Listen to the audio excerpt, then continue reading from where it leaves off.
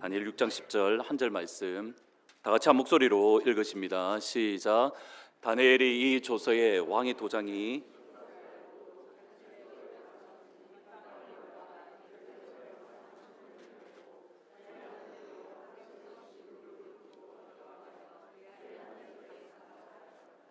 아멘.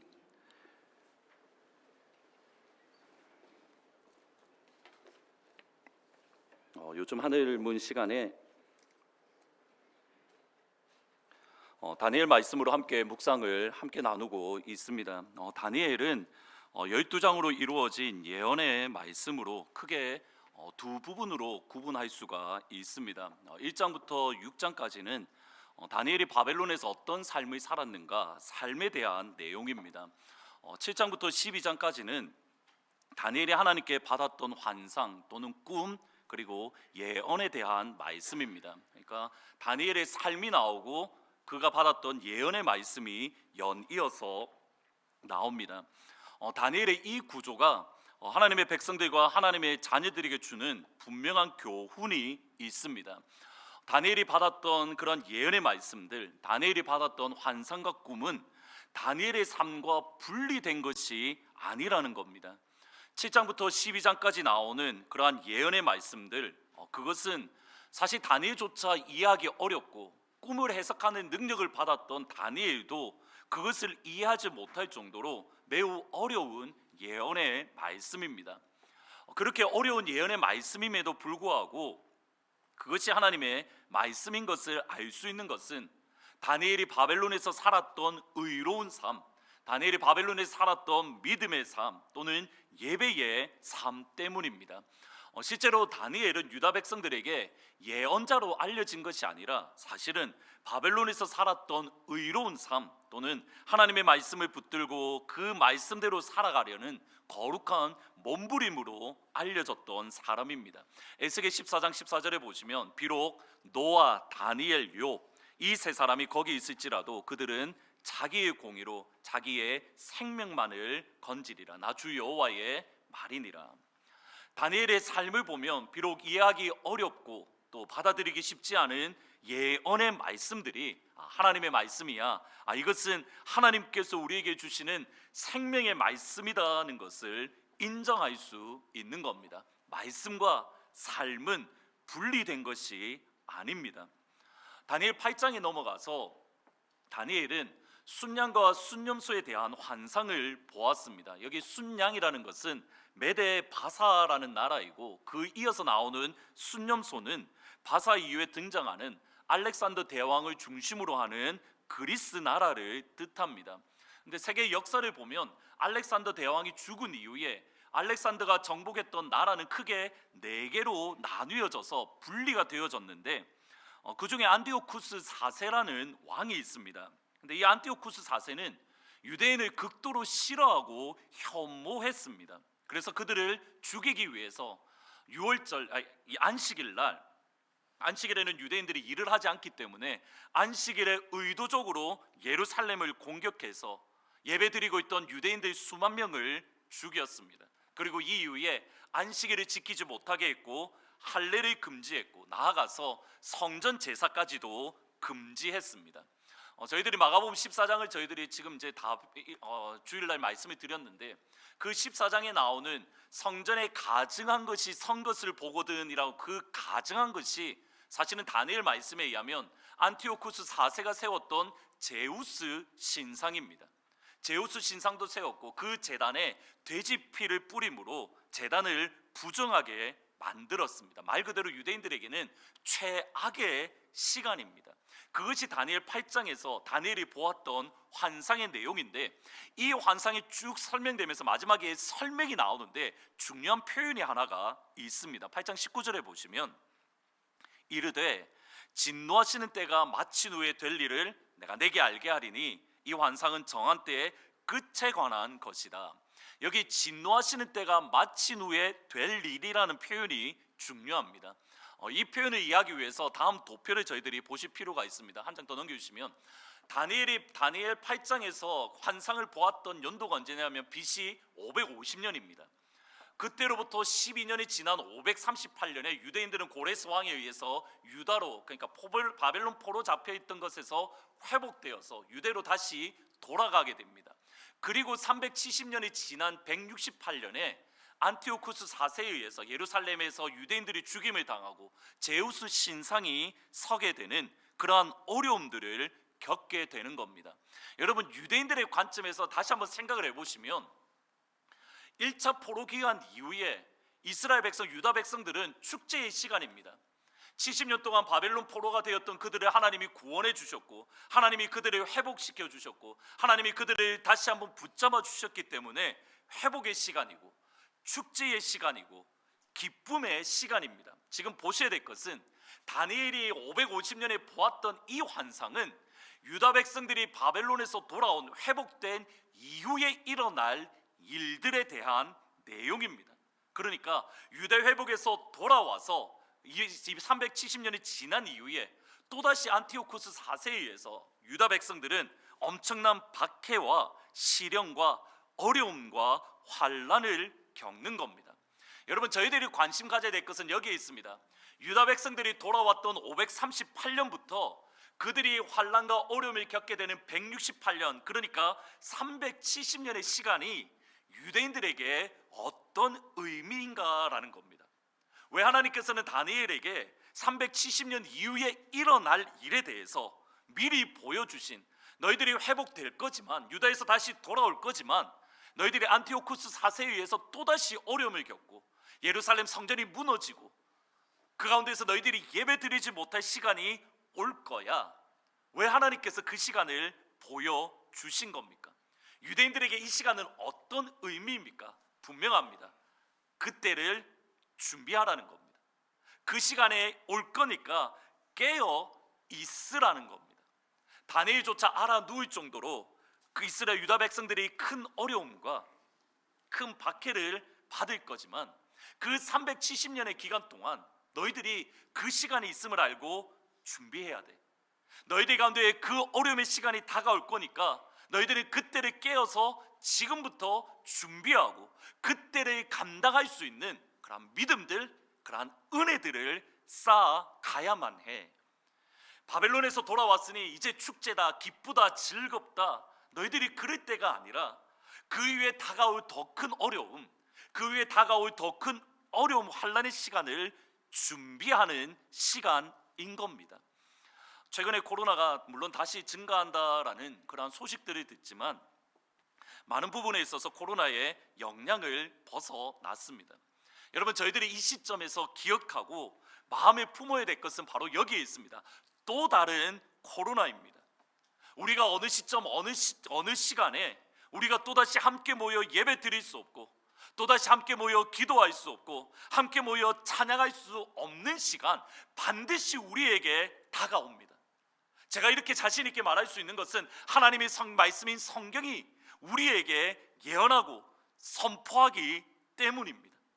어느 시점에 우리에게 또다시 모여서 예배 드릴 수 없고 또다시 모여서 기도할 수 없고 또다시 모여서 찬양할 수 없는 그때, 지금 당장은 유다 백성들이 회복하지만 370년 후에 안티오쿠스 4세에 의해서 또 다른 박해가 있는 것과 동일한 겁니다.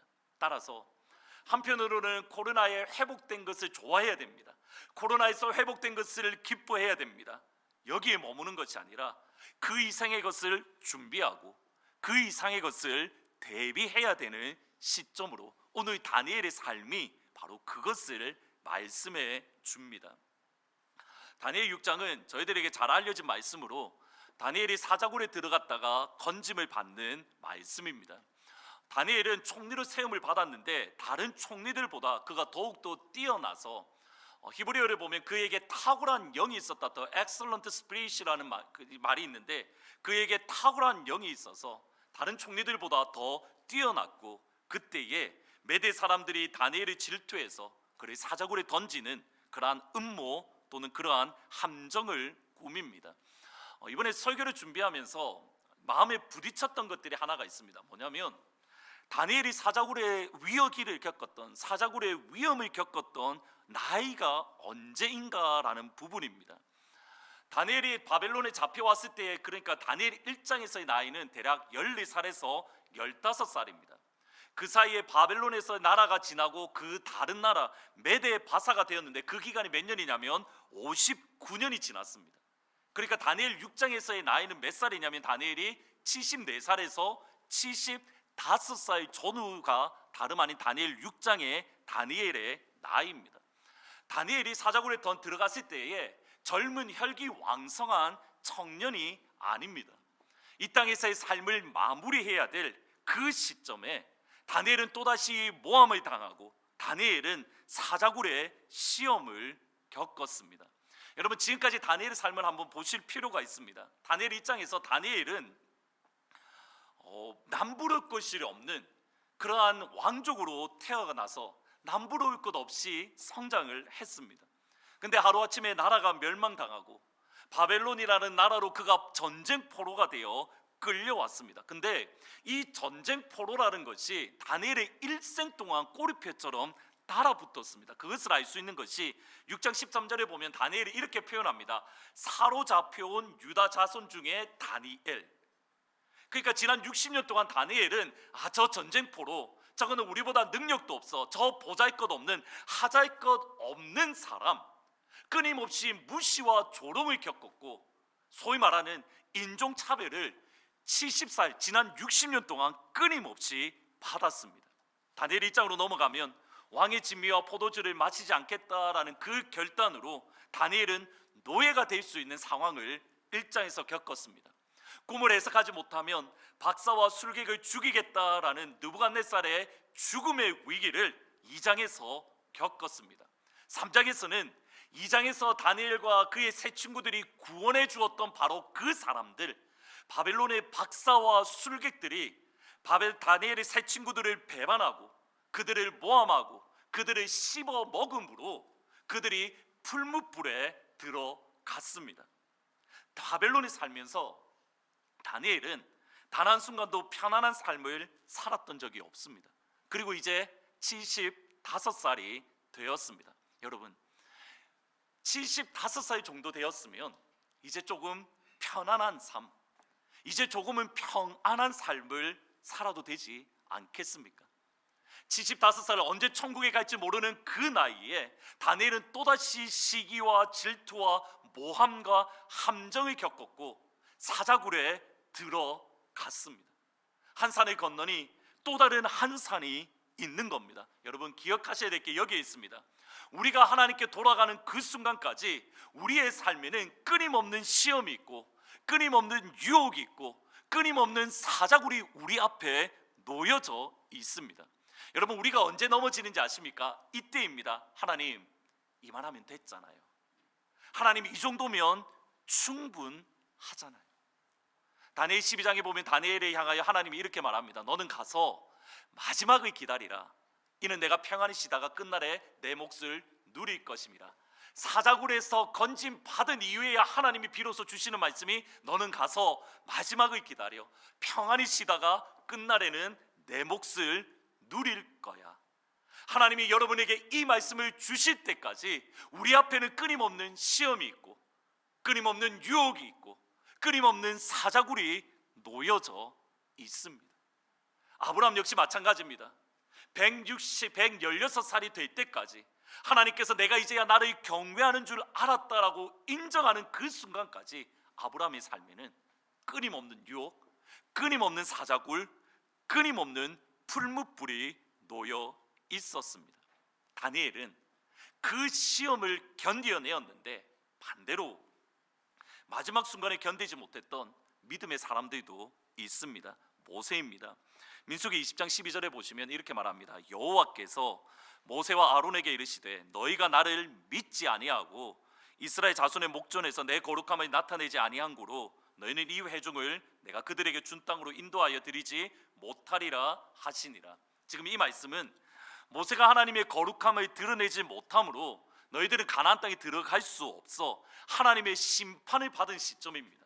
그러니까 반석이 있는데 반석을 지팡이로 쳐서 하나님의 거룩을 드러내지 못했고 너희들은 가나안 땅에 들어갈 수 없어 모세를 향한 심판을 예언하는 말씀인데, 여러분, 이때가 언제냐면 민수기 20장 1절 말씀에 보면 모세의 누나 미리암이 죽던 해입니다. 모세의 누나 미리암이 죽던 첫 번째 달인데, 그 말의 의미는 뭐냐면 지난 광야 시간이 몇 년이냐면 40년이 되었다라는 뜻입니다. 광야 40년 1월 달에 모세의 누나 미리암이 죽었고, 광야 생활 40년에 모세는 하나님의 심판을 받아 가나안 땅에 들어가지 못한 겁니다. 다시 말하면 가나안 땅에 이제 몇 달 있으면, 몇 개월 후면 가나안 땅에 이스라엘 백성은 들어갑니다. 그 몇 개월을 기다리지 못하고 모세는 하나님 앞에 심판을 받은 겁니다.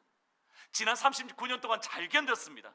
마지막 몇 개월을 견디지 못해서 모세는 가나안 땅에 들어가지 못했던 겁니다. 반면에 다니엘은 하나님의 말씀, 하나님의 약속에 있는 그 순간까지 그에게 모함이 다가와도, 그에게 비방이 다가와도, 사자굴이라는 시험이 다가와도 다니엘은 끝까지 견디어내었습니다. 심지어 다니엘 6장에는 이전에 보지 못했던 믿음의 모습도 보이는데, 여러분 6장을 다시 한번 읽어보시면 다니엘이 이런 말들, 다니엘 했던 말이 처음 기록된 게 언제냐면 6장 20절에 가서야 처음 다니엘의 말이 기록되어집니다. 근데 그 다니엘의 말이 처음 기록될 때가 언제냐면 사자굴에 들어갔다가 건짐을 받은 이후에야 다니엘의 말이 기록되기 시작합니다. 다니엘이 정작 모함을 받고 함정에 빠졌을 때에 다니엘이 사자굴에 끌려가는 과정에서는 다니엘은 어떤 말도 하지 않았고 어떠한 변명도 하지 않았습니다.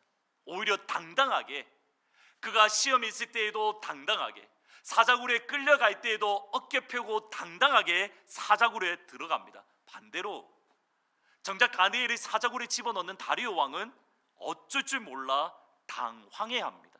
문제는 이겁니다. 다니엘의 이 당당함은 그냥 자연스럽게 나온 게 아니라는 겁니다. 40대를 이렇게 표현합니다. 불혹이라고 표현을 합니다. 불혹. 어떠한 유혹에도 흔들리지 않는 나이, 40대라고 말을 합니다. 저는 어렸을 때에 이 말을 믿었습니다. 이제 내가 40살이 되면 어떠한 유혹이나 시험이 와더라도 나는 절대 흔들리지 않고 큰 산 같은 사람이 될 거야.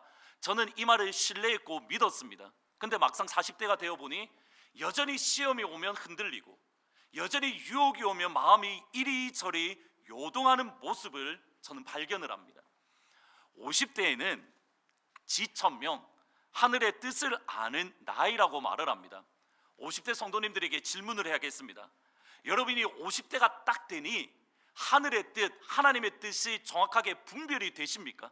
어떤 일이 딱 부딪히면 이건 하나님의 뜻이야, 이건 하나님의 뜻이 아니야, 지천명의 모습을 여러분은 가지고 계십니까?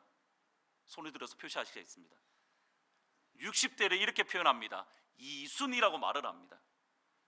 이제 인생의 경륜이 쌓이고 사료와 판단이 성숙해서 남의 말을 받아들일 수 있는 나이를 60대라고 말을 합니다.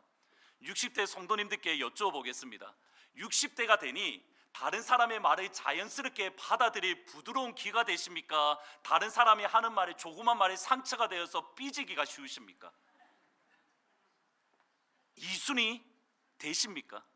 이번에 설교 준비하면서 알았는데 여러분 70을 뭐라고 하냐면 종심이라고 말을 합니다. 종심이라는 말의 뜻이 뭐냐면 나는 내 마음대로 내가 하고 싶은 것을 마음대로 하는데 나중에 되돌아보니 그것이 도리, 이치와 일치한다라는 뜻입니다. 기독교적으로 바꾸면 이겁니다. 나는 내 마음대로 내가 하고 싶은 뜻, 내가 원하는 대로 막 열심히 살고 행동을 했는데, 결정을 했는데 뒤돌아보니 그게 뭐라는 겁니까? 나의 품은 뜻, 주의 뜻같이 되어버리는 겁니다. 내가 하나님의 뜻을 행했다가 아니라 나는 내가 원하는 것을 선택해서 나아갔는데 뒤돌아보니 그것이 하나님의 뜻이 되었다. 그걸 종심이라고 말을 합니다. 70대 성도님들에게 여쭤보겠습니다. 70대가 딱 되니 여러분들이 하나님의 뜻처럼 자연스럽게 행동이 되어지십니까? 여러분들이 하는 모든 일들이 하나님의 뜻과 자연스럽게 일치가 되어집니까? 고란데오 청년들, 남의 일이 아니라 여러분들의 일입니다. 가만히 있는데 우리의 믿음이 성장하는 게 아니라는 겁니다. 나이가 40대가 되면 어떠한 유혹이 와도 흔들리지 않고 믿음의 큰 산처럼 요동하지 않는 당당함을 보일 줄 알았는데 40이 되어 보니 여전히 유혹에 약해지고 여전히 마음이 요동하고 여전히 마음이 힘들고 믿음의 뿌리까지 흔들리는 저희의 모습. 여러분, 가만히 있는데 믿음이 성장하거나 자연스럽게 성숙하는 것이 아닙니다. 가만히 있으면 하나님으로부터 멀어집니다. 다니엘에게 적용하면 다니엘이 75살이 되니 자연스럽게 당당함을 보인 게 아니라는 겁니다. 70살이 되었을 때에 사자굴 앞에서 사자굴 이까짓 거 별거 아니야, 다니엘이 자연스럽게 그 사자굴 안에 들어간 게 아닙니다. 저와 여러분에게 없는 그 무언가가 다니엘에게 있었는데 그것이 6장 10절에 나옵니다. 같이 한번 읽어보십니다. 시작. 다니엘이 이 조서에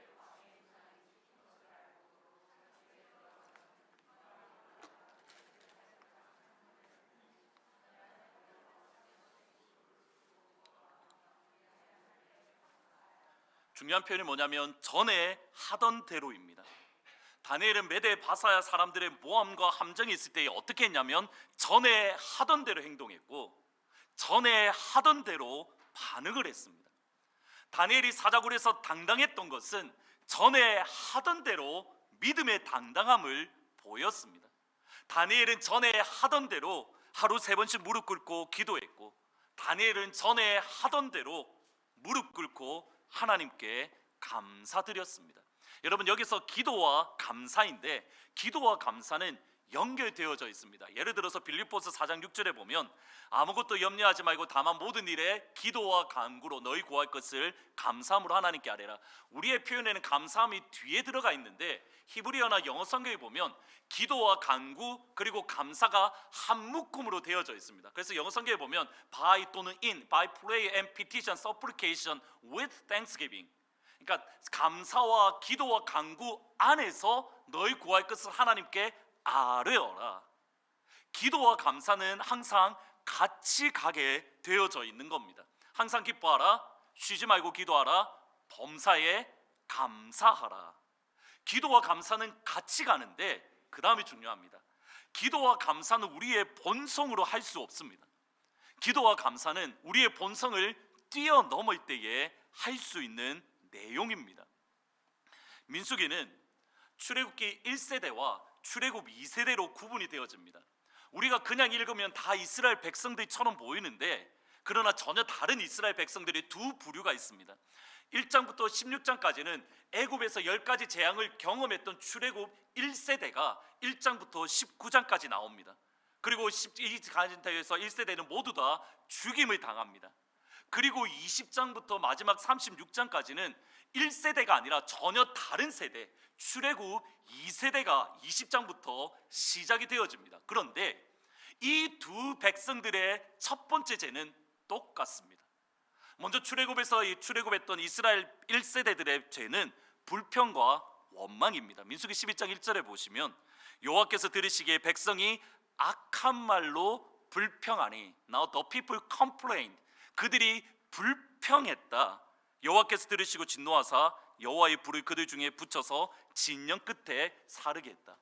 그리고 가데스 바네아에서 가나안 땅을 악평 또다시 불평하며 그들은 광야의 심판을 받았습니다. 그리고 20장에 와서 새로운 세대, 전혀 다른 세대가 되었는데 역시 동일하게 불평과 원망이 첫 번째 죄였습니다. 20장 5절에 보시면 너희가 어찌하여 우리를 애굽에서 나오게 하여 이 나쁜 곳으로 인도하였느냐. 이곳에는 파종할 곳도 없고 무화과도 없고 포도도 없고 석류도 없고 마실 물도 없도다. 불평과 원망입니다. 여러분들이 가만히 있으면 여러분에게 자연스럽게 나오는 것은 뭐냐면 불평입니다. 여러분들이 가만히 있으면 여러분에게 자연스럽게 나오는 것은 원망입니다. 가만히 있으면 감사할 수 없습니다. 가만히 있으면 기도할 수 없습니다. 여러분, 에덴 동산을 보셔야 됩니다. 에덴 동산 그 완벽한 곳에 있었던 아담과 하와도 어떻게 반응하냐면 하나님이 우리에게 주지 않은 것이 있다며, 하나님이 우리에게 금지하신 것이 있다며 어떻게 합니까? 하나님을 향하여 서운한 마음, 에덴 동산에 사는데 어른들의 표현을 빌리면 아담과 하와에게 어떤 마음이 들었냐면 섭섭마귀가 들어서 하나님을 향하여 불평과 원망을 하더라는 겁니다. 에덴 동산에 살면서 마찬가지입니다. 다니엘이 바벨론에서 성공했기에, 높은 지위에 올랐기에 그가 자연스럽게 감사가 나왔고 자연스럽게 기도했던 것이 아닙니다. 전에 하던 대로 기도하고, 전에 하던 대로 감사하고, 전에 하던 대로 예배하고, 전에 하던 대로 찬양하기 위해서 다니엘은 지난 60년 동안 몸부림쳤습니다. 그것을 알 수 있는 것이 6장 10절입니다. 다시 한번 읽어보십니다. 시작. 다니엘이 이 조서에 자기 집에 돌아가서는 윗방에 올라가 예루살렘을 향한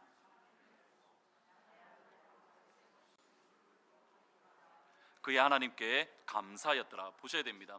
전에 하던 대로 기도하고 전에 하던 대로 감사하기 위해서 다니엘이 어디로 올라갔냐면 윗방, 저는 이 표현이 더 좋습니다. 다락방에 올라갔다라고 말을 합니다. 다니엘이 아브라함의 하나님, 이삭의 하나님, 야곱의 하나님께 기도하고 감사하고 찬양하기 위해서 다락방을, 윗방을 가지고 있었고, 다니엘은 이 공간 윗방을 의도적으로 만들었습니다. 그것을 알 수 있는 것이 이 윗방의 창문이 어디로 향해 있었습니까? 예루살렘 성전을 향해 있었다고 되어 있습니다. 예루살렘 성전에 향했다는 것은 다니엘이 솔로몬의 기도를 알았다는 말이고, 내가 하루 3번 예루살렘 성전에 향하여 기도하기 위해서 다락방을 만들고 예루살렘에 향한 창문을 그가 일부러 만들었다라는 것을 알 수 있는 겁니다. 보셔야 됩니다.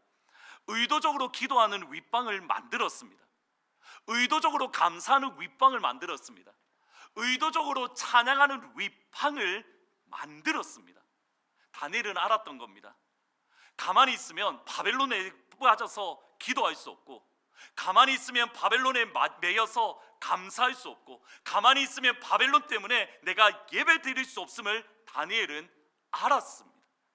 여러분, 다니엘조차 의도적으로 윗방을 만들지 않으면 감사할 수 없었고, 다니엘조차 의도적으로 다락방을 만들지 않으면 예배할 수 없었고, 기도할 수 없었고, 찬양할 수 없었습니다. 전에 하던 대로 하기 위해서 다니엘은 의도적으로 시간을 내었고, 전에 하던 대로 하기 위해서 다니엘은 의도적으로 윗방을 만들었고, 그것이 지난 60년 동안 쌓이고 쌓였을 때에 사자굴 앞에서 전에 하던 대로 기도와 감사와 찬양을 드릴 수 있었습니다. 지금 보시는 책은 멘탈이 강해지는 연습이라는 책입니다. 책의 부제목이 뭐냐면 모든 것을 말해줍니다. 이렇게 되어 있습니다. 어떤 상황에 부딪혀도 주저앉지 않는 독한 멘탈 키우기 프로젝트. 어떤 상황에도 주저앉지 않는 독한 멘탈을 키우기 위한 프로젝트. 잘 알려지지 않은 저자임에도 이 책이 베스트셀러가 되었던 것은 이론이 아니라 구체적인 내용들이 실천할 수 있는 내용들이 많았는데, 모든 사람들이 주저앉지 않는 강한 멘탈을 가질 수 있음을 보여주기 위해서 저자가 이야기하는 게 누구냐면 미 해군 특수부대인 네이비실을 이렇게 언급을 합니다. 네이비실은 이렇게 훈련의 대원이 되기 위해서는 62주 동안 혹독한 훈련 과정을 거치는데, 그 중에 한 내용은 이겁니다. 일주일 동안 잠도 전혀 자지 않고 그렇게 극한의 고통을 겪는 소위 말하는 지옥 주간, 헬 위크라는 것이 있다라고 합니다.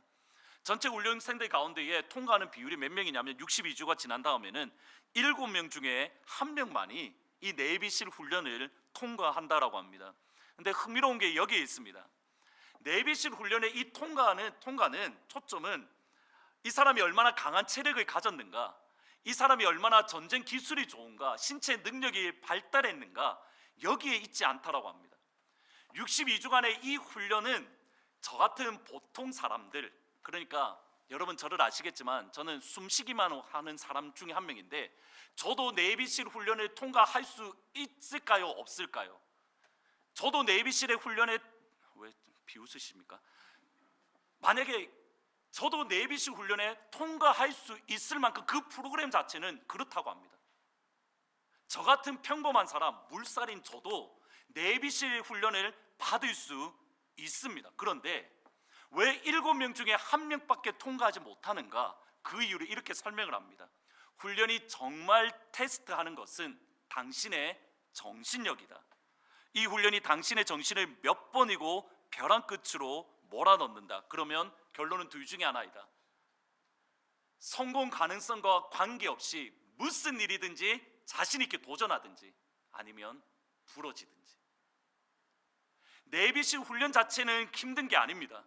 핵심은 뭐냐면 그 사람들의 정신을 끊임없이 반복 훈련함으로 그들이 어떠한 상황 가운데도 그것을 뛰어넘을 수 있는 능력을 주는 것이 다름 아닌 62주간의 훈련이라는 겁니다.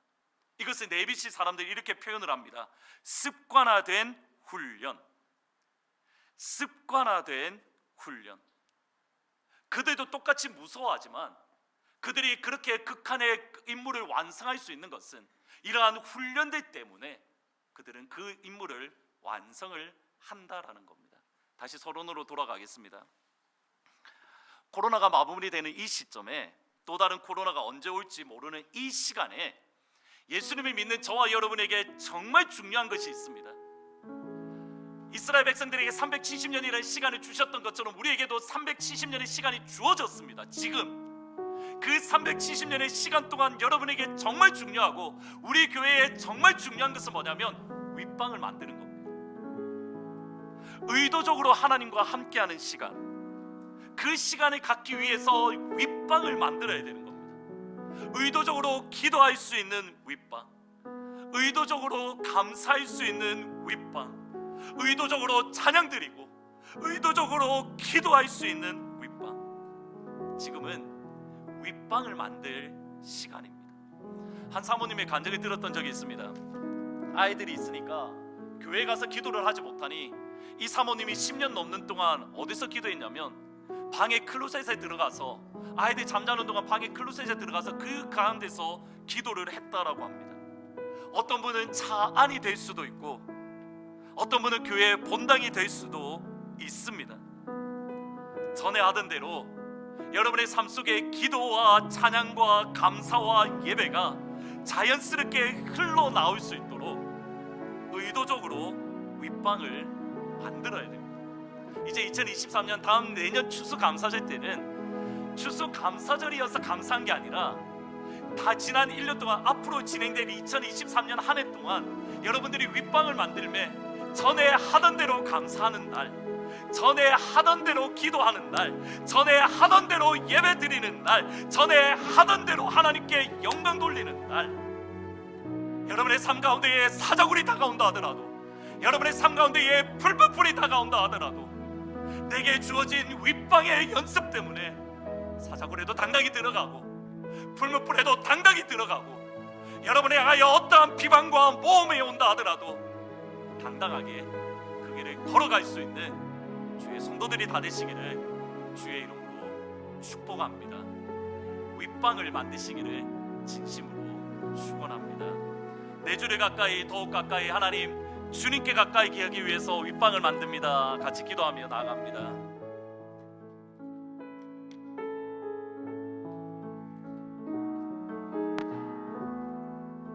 내 주를 가까이 더욱 가까이 나갑니다. 내 주를 가까이 더욱 가까이 주님을 가까이 함이 내게 복이라 내 평생 소원이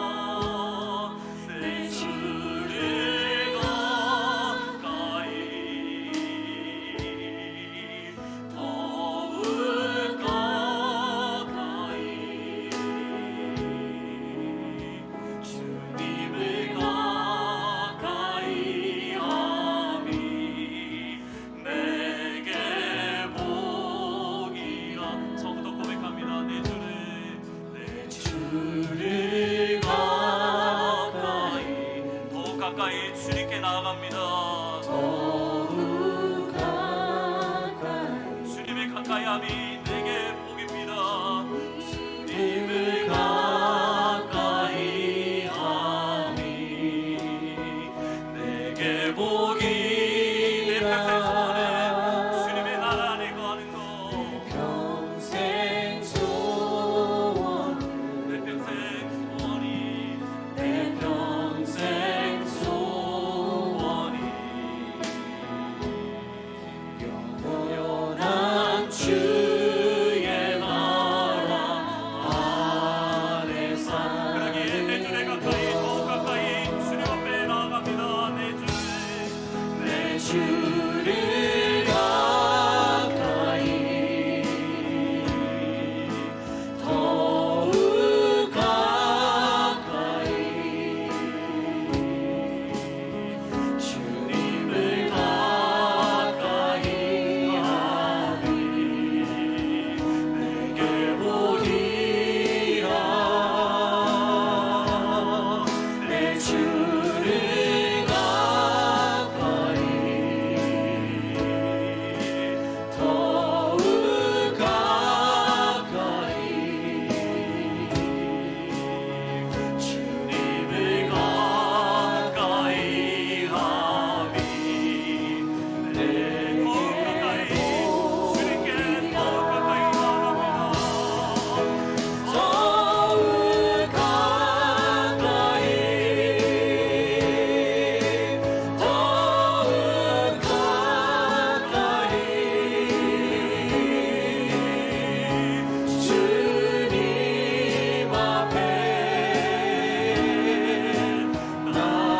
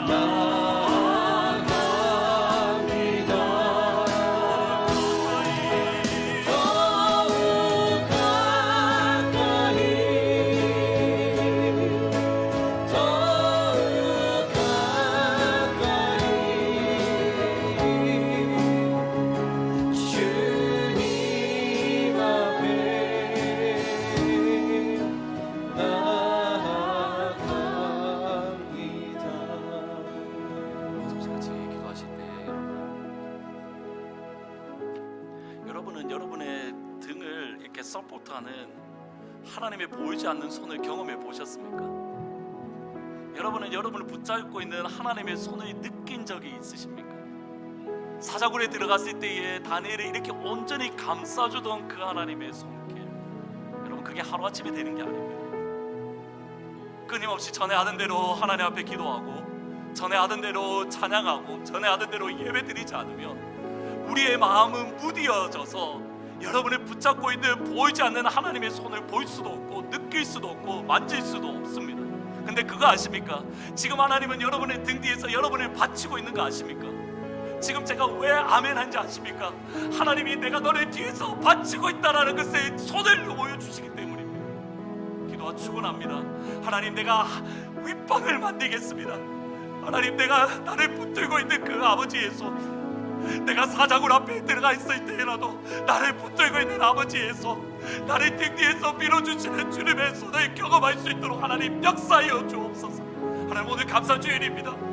지금까지 내 마음이 무뎠다면, 느끼지 못했다면 이 시간 그 주님의 손을 느낄 수 있도록 하나님 나의 마음을 회복시켜 주시고 나의 무너진 마음을 변화시켜 주시고 주님 손 붙들고 이게 끝까지 걸어갈 수 있도록 하나님 도와주십시오. 여러분, 보이지 않는 손을 펴기를 위해서 같이 간절한 마음으로 함께 기도하며 나갑니다. 기도합니다. 주님 주 앞에 나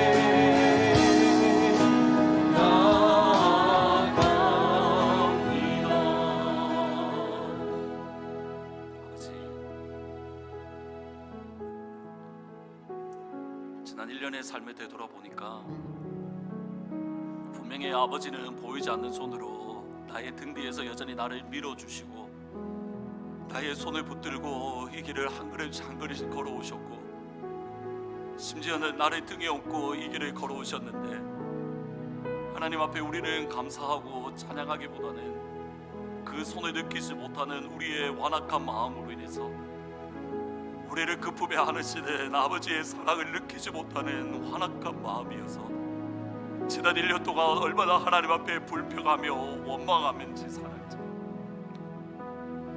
아버지, 그러게 우리가 이 시간 의도적으로 우리의 윗방을 만들기를 원합니다. 의도적으로 윗방을 만들어서 어떠한 상황 가운데서도 기도하는 자리에 서며 찬양하는 자리에 서며 예배하는 자리에 서서 주의 손을 느끼고 주의 손을 붙들고 우리에게 주신 길을 믿음으로 걸어갈 수 있는 사랑하는 모든 주의 성도들이 다 되어질 수 있도록 하나님 역사하여 주옵소서. 하나님, 우리가 방금 드렸던 찬양의 고백대로 내 주를 가까이함이 내게 복이다라는 이 고백이 그냥 하나의 허구곡제가 치는 소리가 되는 것이 아니라 우리의 심령의 깊은 고백이 되기를 원합니다. 내년 2023년 추수감사절에는 내가 주를 가까이 했습니다. 내가 주의 손을 붙들고 이 길을 걸어왔습니다. 찬양하고 감사하고 예배하고 하나님의 이름을 높였습니다라고 고백하는 사랑 우리 모든 성도들, 사랑 우리 하트포드 제2장로교회가 되어줄 수 있도록 하늘의 아버지 하나님 역사하여 주시옵소서.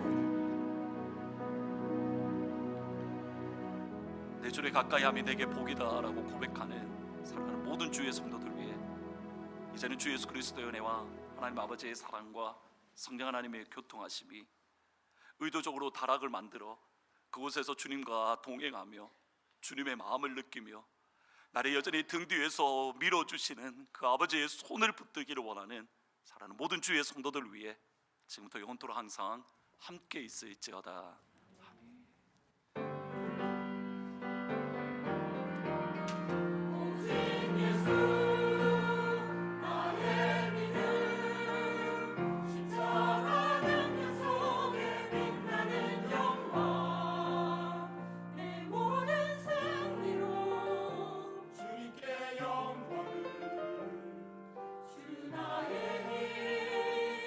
나의 소망 오직